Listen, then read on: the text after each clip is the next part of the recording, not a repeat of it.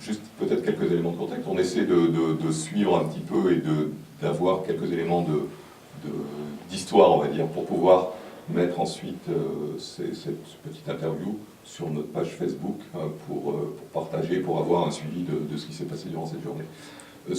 Moi je voulais simplement vous interviewer rapidement sur le projet que vous faites à Saint-Louis du Sénégal, à la fois sur l'implication du Conseil général de l'Eure dans ce projet, et sur vous en tant que maire de Saint-Louis, sur les attentes et les enjeux que vous avez sur votre territoire.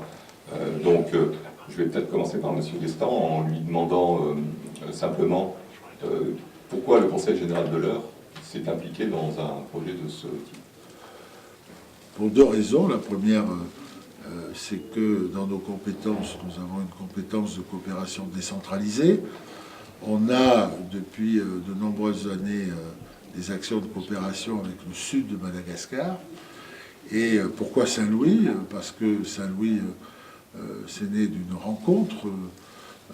C'est une ville que je connais bien, où je vais souvent, est née d'une rencontre avec le député-maire de Saint-Louis, que j'ai eu l'occasion de rencontrer et avec lequel nous avons abordé un certain nombre de difficultés que rencontre la ville de Saint-Louis, qui a cette particularité.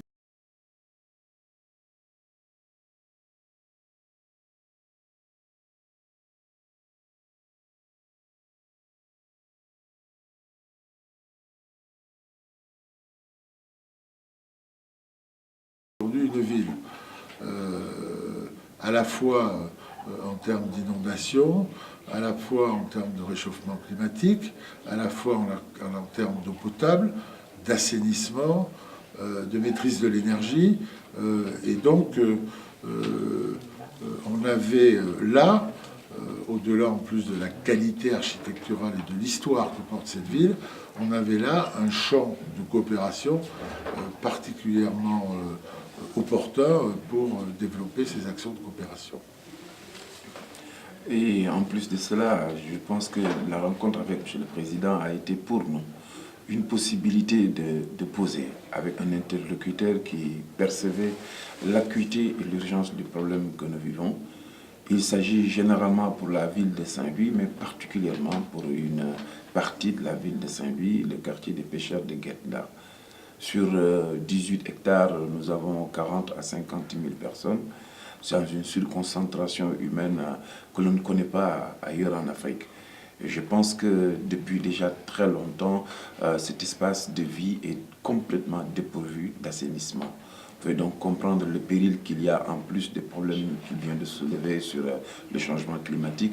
La qualité de vie de nos populations s'en ressent et effectivement, il est devenu très difficile de faire la promotion d'un site classé dans un environnement où ses citoyens sont dans cette précarité. Et c'est la raison pour laquelle il était extrêmement urgent du fait que le droit à la vie est intrinsèquement lié au droit à l'eau et à l'assainissement. Et c'est pour cette raison-là que nous avons sollicité le Conseil général de l'Eure et il m'a été donné de constater avec énormément de plaisir, autant d'enthousiasme et d'engagement de leur côté. Et je crois qu'aujourd'hui, nous ouvrons une possibilité pour offrir à beaucoup de nos concitoyens une ouverture et énormément de possibilités quant à les conditions de leur vie au quotidien. Juste sur le quartier de Guet-Ndar, vous avez donc un projet local d'amélioration de la situation, hein, comme vous le disiez, avec une concentration de personnes très élevée. Mais du coup, vous avez une réflexion plus globale sur l'ensemble de Saint-Louis du Sénégal, parce que Saint-Louis, il y a une île qui est connue, la Langue de Barbarie, et puis je pense que, vu de son développement, la ville se développe aussi sur la terre, je dirais ferme, entre guillemets. Est-ce que vous avez aussi une stratégie plus globale, puisque là, ce serait sur quelque chose de très pointu, un quartier en particulier. Vous avez eu aussi une réflexion assainissement sur l'ensemble de votre... Oui, absolument, puisque Saint-Louis, en tant que tel, c'est un ensemble d'îles.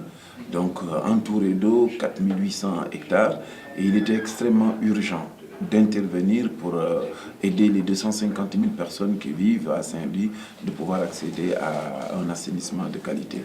En l'état et aujourd'hui, nous avons beaucoup de dysfonctionnements.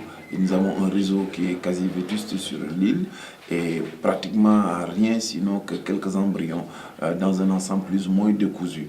Et je pense que l'objectif immédiat serait donc de coordonner, d'ordonner la perspective de la gestion de l'assainissement dans la ville de Saint-Louis, de définir des liens d'ancrage et des points de coordination pour pouvoir véritablement poser à la fin un centre d'épuration et des systèmes de traitement qui vont permettre d'éviter les rejets des eaux usées directement sur le fleuve ou sur l'océan, ce qui me semble être extrêmement préjudiciable à l'écosystème fragile de Saint-Louis. Oui, nous avons choisi, avec Charles Bambadier, une approche très progressive et pragmatique. On démarre par le quartier de Gendar, qui est d'urgence absolue, et ensuite, j'ai l'ambition, je sais qu'il la partage, c'est lui qui me l'a transmise, de prendre en compte l'ensemble de la problématique assainissement. Mais cela suppose des engagements très importants. Et donc, nous avons choisi le pragmatisme, démarrer par un premier quartier, et puis, en fonction de la réussite du projet, des attentes qui sont les leurs et des volontés qui sont les nôtres, de voir comment construire une coopération sur ces sujets, qui soit une coopération non pas d'un coup, one shot comme on dit, mais qui soit une coopération qui s'installe dans la durée, avec à la fois bien sûr le concours de l'agence de l'eau qui nous accompagne dans cette affaire, mais aussi peut-être, il faut qu'on le regarde de manière attentive, des financements qui pourraient soit être des financements français à travers l'Agence française de développement, soit des financements internationaux avec des financements européens, voire des financements des Nations Unies. Tout ça, ça fait aussi partie du projet et nous devons y travailler ensemble. Merci. En tous les cas, l'Agence de l'eau essaiera de vous accompagner du mieux possible dans ce projet-là.